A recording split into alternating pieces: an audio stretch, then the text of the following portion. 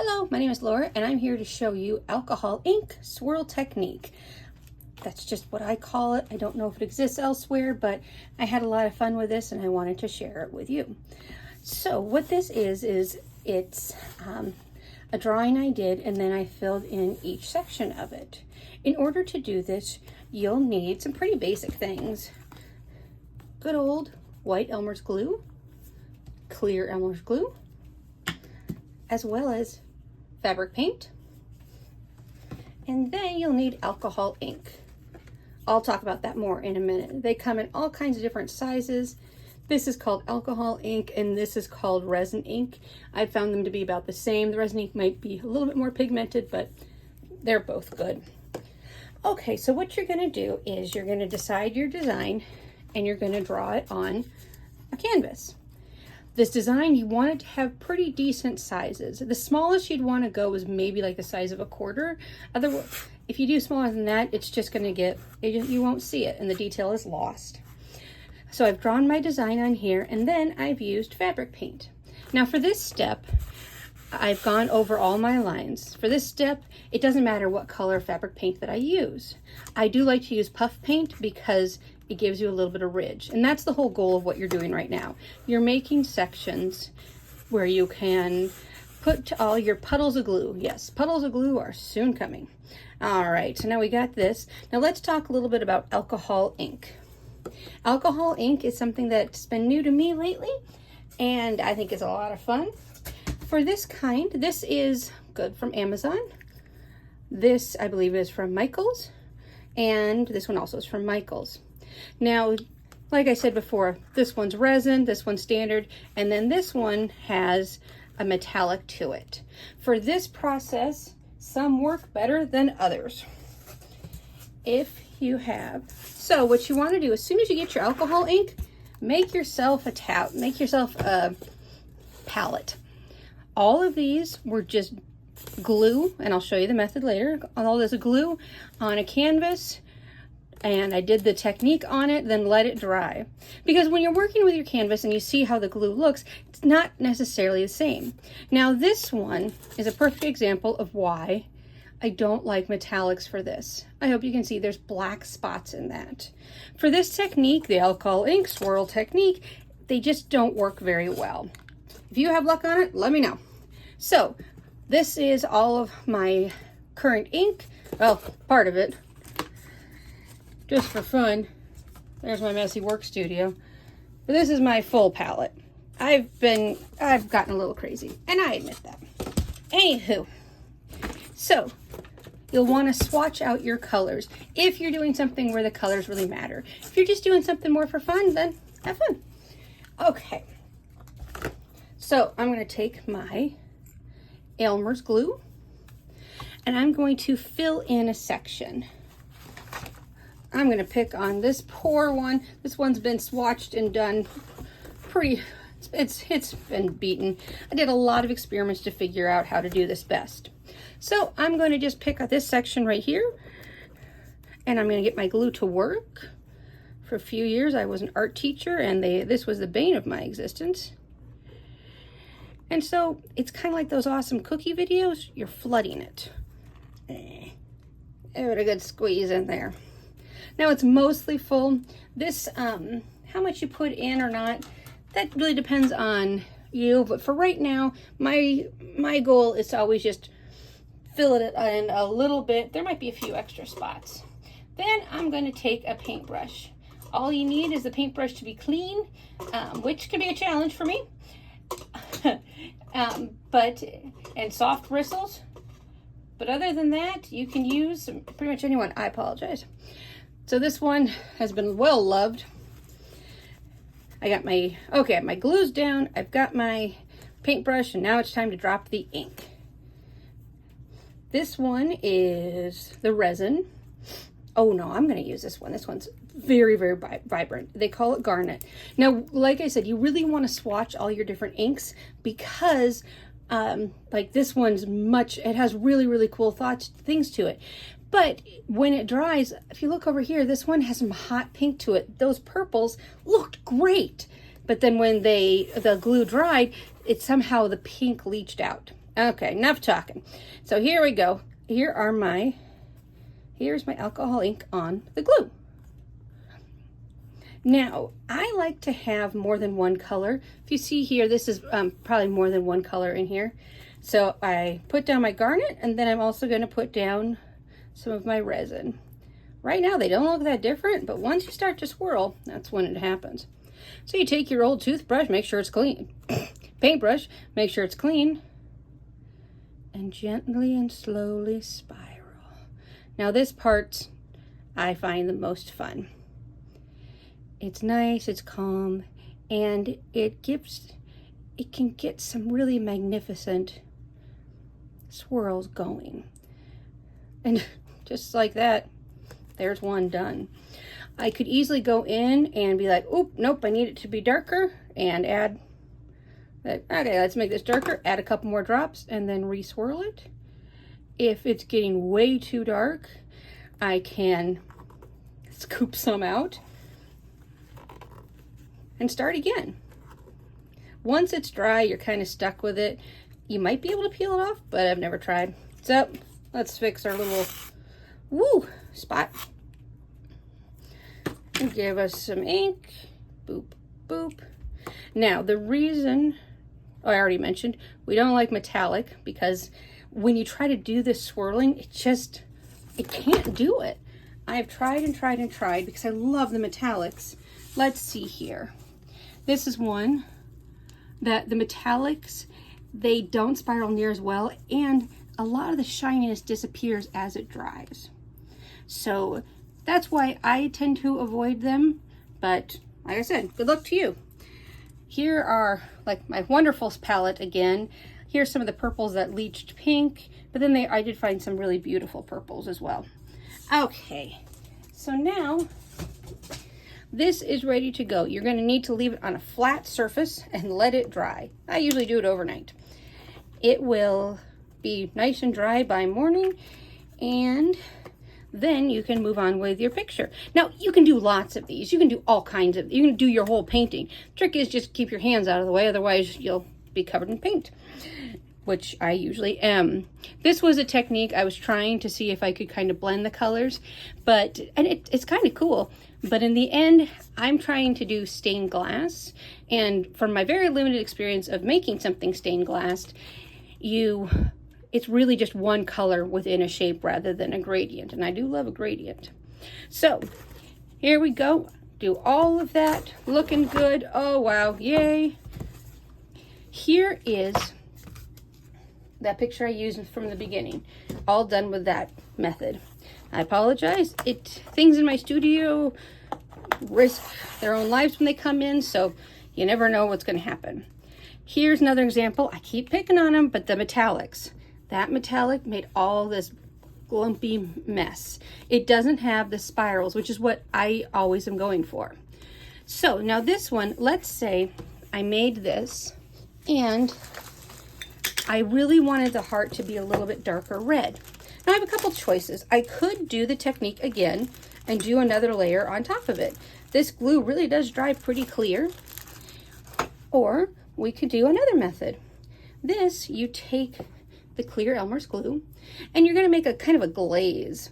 In a little bowl or something, I just put a bunch of this in and then a few drops of a similar color, or if I need it darker, a darker color. Once again, find a clean paintbrush. Good luck. So now it's this nice glaze. What I can do is I can go over it and just gently make it darker. You do need, I suggest, a little bit of glue and experiment with how much paint you need.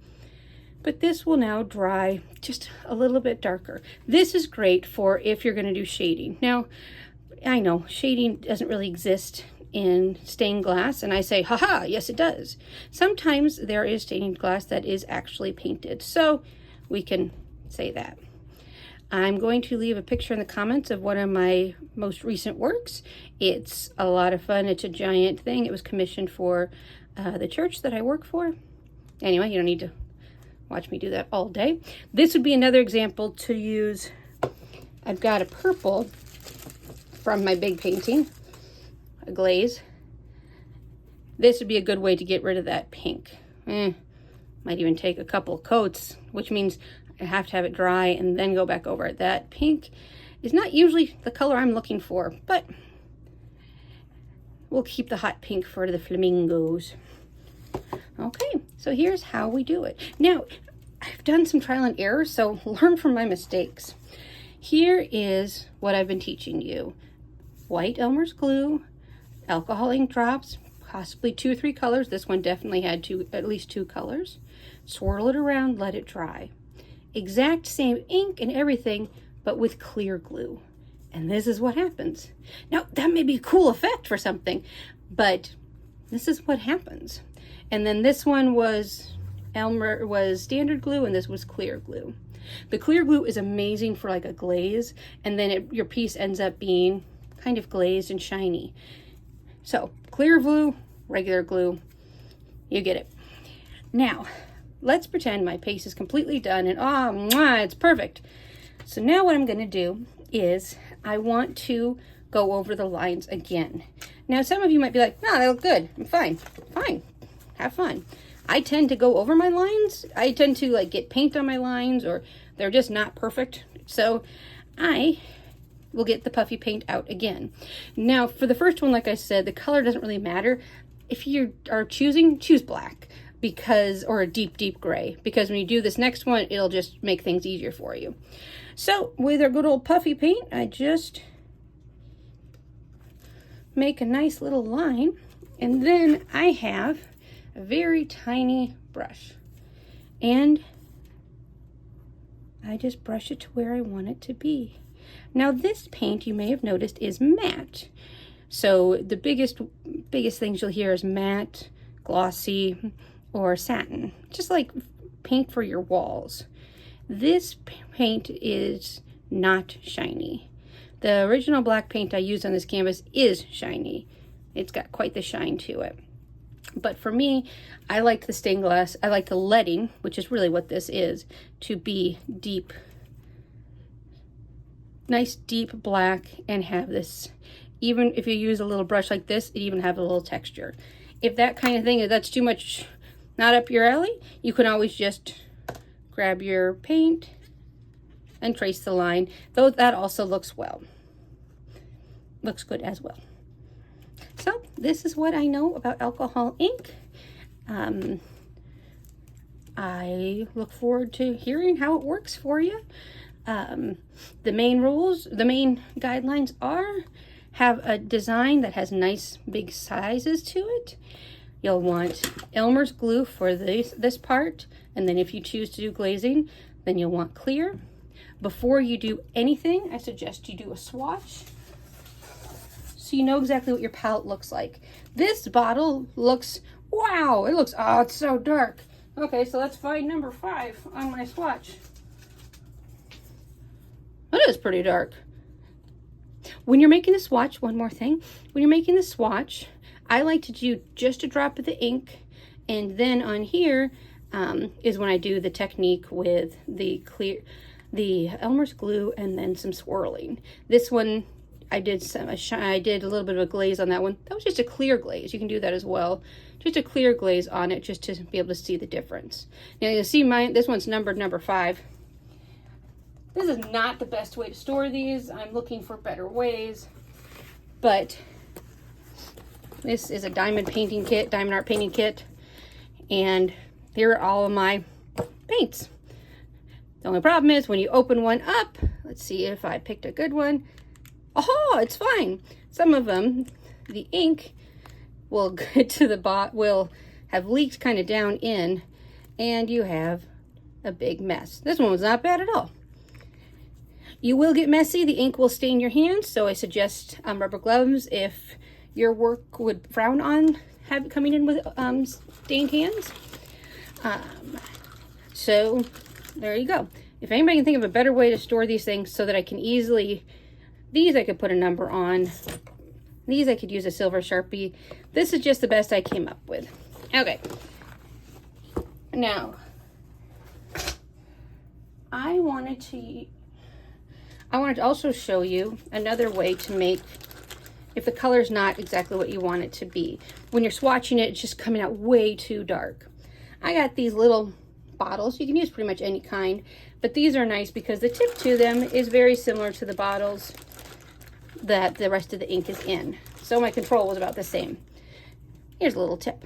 So what I would do is I'd put, if I was like, oh, this garnet, I love it, but I just need it to be really, I need it to do the swirls, but really light. Doing a glaze over something to make it lighter, I couldn't get it, it wasn't working. So I just put maybe a drop or two in here. And then this is alcohol blending solution. And it lightens, blends, and removes alcohol ink. Okay. I just put a little in there. I would shake it up. We got this fancy dancy top. Put it in. And now I can test it. Now let's find something that has no color on it yet. Ah, my poor painting that I keep picking on. There we go. So now that one is a lot lighter. Once you do it, so that's what it looks like by itself. I would definitely want to swatch this. If I was looking for a lighter color, definitely want to swatch this and let it completely dry. It may look one way wet and completely different another. I think, based on what I've done, that a lot of those spirals will show up, but always better to swatch and try. These also were just something on Amazon. So that's what I've got. This is my technique. If I can figure it out, I'll put a picture of my latest painting. It's called The Gift, and it's a 30-inch by 40-inch painting of a stained glass window, and it features the hands of God coming down with the cross and Holy Spirit with a big, beautiful mountain scene in the background. Like I said, it was commissioned for the church I work for, and it did turn out really well. Now, if you're like a genius like I just was, when you smear things, because, you know, always have a cloth handy. Then you just, again, find a clean brush, add a little bit of water, and just try to, ooh, that's working super good. Or get a rag and put some water on it and clean that up. Ah, that's much better. You will be shocked at how many times you will get glue on you. My students at the church quickly realized that it was ink and not blood, and were calm. Anyway, here's what I have. I hope that you can make some fun creations with it and enjoy.